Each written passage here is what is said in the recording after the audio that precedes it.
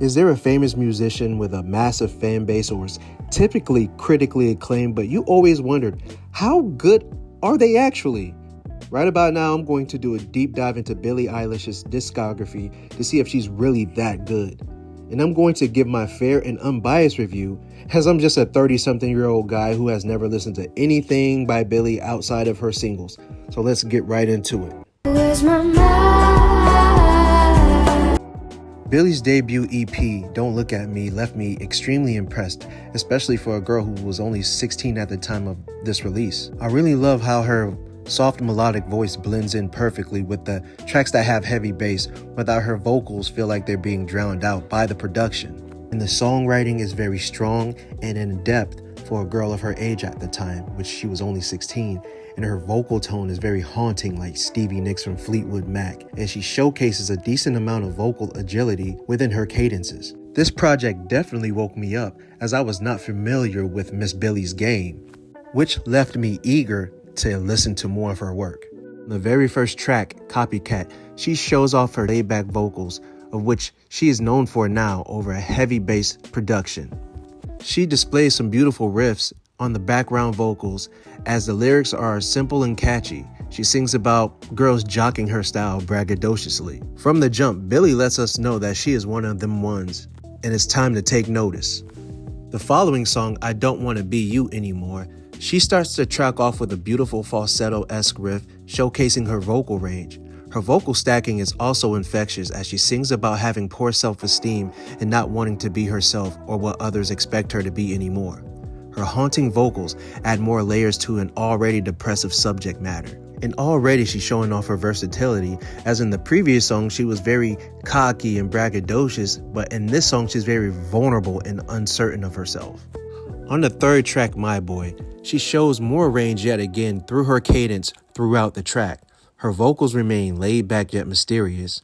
The lyrics talk about how the boy she loves doesn't love her the way he says he does. The beat has some up-tempo elements while she floats over it effortlessly. On the fourth track, Watch, these lyrics describe the pain of going through a relationship that isn't as promising as she hoped it would be. Quote, I'll sit and watch your car burn with the fire you started in me, she sings in the chorus. The production is minimal with ballad-type sequences, but the lyrics and vocal performances make up for it. On the fifth track, Party Favor, Billie opens by singing over a ukulele, but as the song progresses, more elements are added to make the production more complete.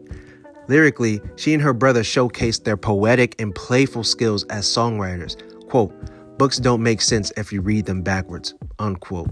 She sings about a boy who wants what he can't have, no matter how hard he tries. She's not going to budge, even threatens to call the cops on his birthday if he doesn't stop. I know that's right. I love how the lyrics are formatted as a voicemail too, telling this possessive boy that he needs to stop. Like, for real, bro, like that's really weird.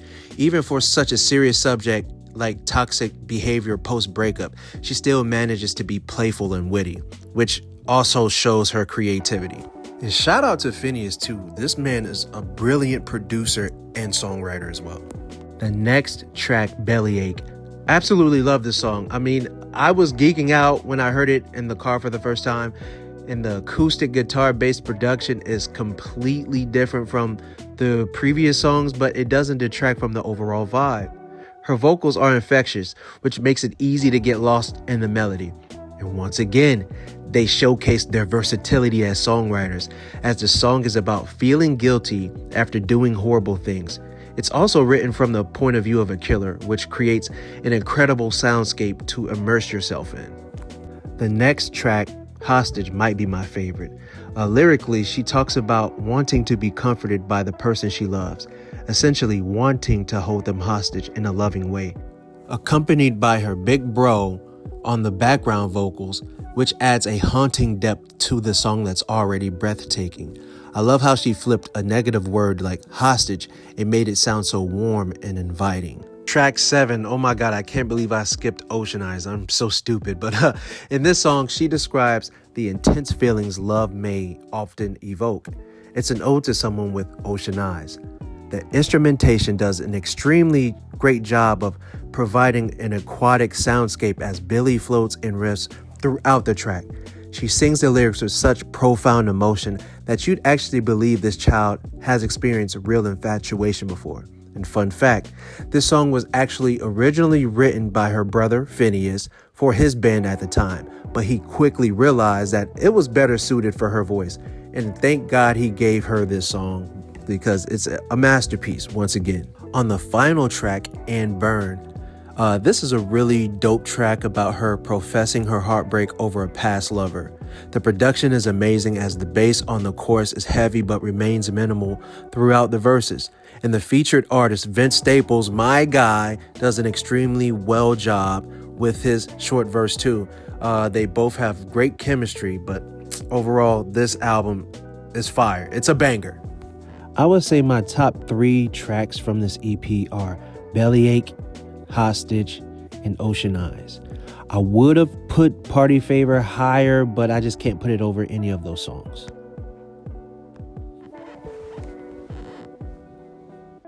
And from the jump, Billie shows off her immense talent by showcasing her knack for vocal arrangements, background vocal and stacking, and just being able to stay within her pocket without trying to do too much and knowing when to belt. I mean, from a musical standpoint, I can tell that she was trained very well.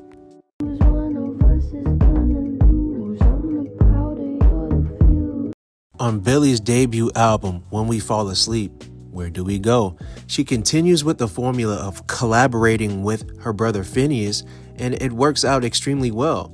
The album sounds like the soundtrack to a high school drama series or even a tragic love story, which is an amazing thing because it allows the space for her to take risk with the subject matter. I also love how this album is cohesive and thorough, and Billie continues to show off her ability to carry an album with basically no features. Her style remains unique as she continues to build on her distinctive sound. Another plus to this album is how the singles have heavy replay value. I mean heavy replay value, which is extremely far-fetched considering that we live in a time where people have these singles that only last a week and they're absolutely unbearable to listen to after they go viral on TikTok. So Billie, once again, is amazing. No glaze. Oh my God, bro, it's dick riding all you do. The first song off this album is Bad Guy, which was a song that none of us could escape in 2018. The song still has heavy replay value considering that most singles age like milk these days, as I said before. It showcases her classic, quintessential Billie Eilish laid-back style over a hip-hop type of dark production, and it works extremely well. Love it. On to the next. Zanny is the next song. Is very relaxing. It's a toned down track, but honestly, it's a song I probably won't play again as it's not bad. I just don't really care for it. Get off they dicks. The next song, You Should See Me in a Crown, which was actually the album's first single. The production has a grunge pop appeal, which allows her edgier sound to shine more. The song is about her taking the top spot as queen while making everyone bow down before her. It's fun and can be viewed as empowering as a woman, which is a really cool song overall. On the next song, All the Good Girls Go to Hell, her vocals remain very monotone, but she layers them very well, and it fits perfectly over the whimsical and spooky production. It's kind of like a Danny Elfman meets hip-hop type beat. It's pretty cool. The next track, I Wish You Were Gay. It's pretty self-explanatory. She has feelings for a woman who doesn't swing that way. And in a way, I found this song very humorous and entertaining. The subject matter is also very bold in today's cancel culture. And I remember the controversy behind this single. And I must say, I'm sorry if I offend anybody. It's absolutely stupid. You people, not specifically queer people, but people as a whole, have this whole thing where we have these weird parasocial relationships with these celebrities where we believe that we know everything about them or we believe we're entitled to know everything about them. And you guys get offended when they tell us who they are. Like, she's literally telling you guys that she is swinging that way, but somehow y'all got offended and said that she was queer baiting. It makes no sense. Y'all don't know her, and we're not she's not obligated to tell us who she dates at all. But y'all are mad. Oh, well, we never seen her with a woman publicly. Well, we never seen her with anybody publicly. Just grow up and just enjoy the music. But yeah, there's that. Sorry, I went off on a tangent. Can you shut the fuck up? On the next song, When the Party's Over, she immediately reels me in with the humming during the intro, and the song is absolutely gorgeous, and I really don't have much to say about it other than it's a 10 out of 10. The next song, simply titled 8, the opening vocals are filtered with a high-pitched effect, and the light ukulele instrumental gives a soft, laid-back feel. As the song progresses, the beat continues to build.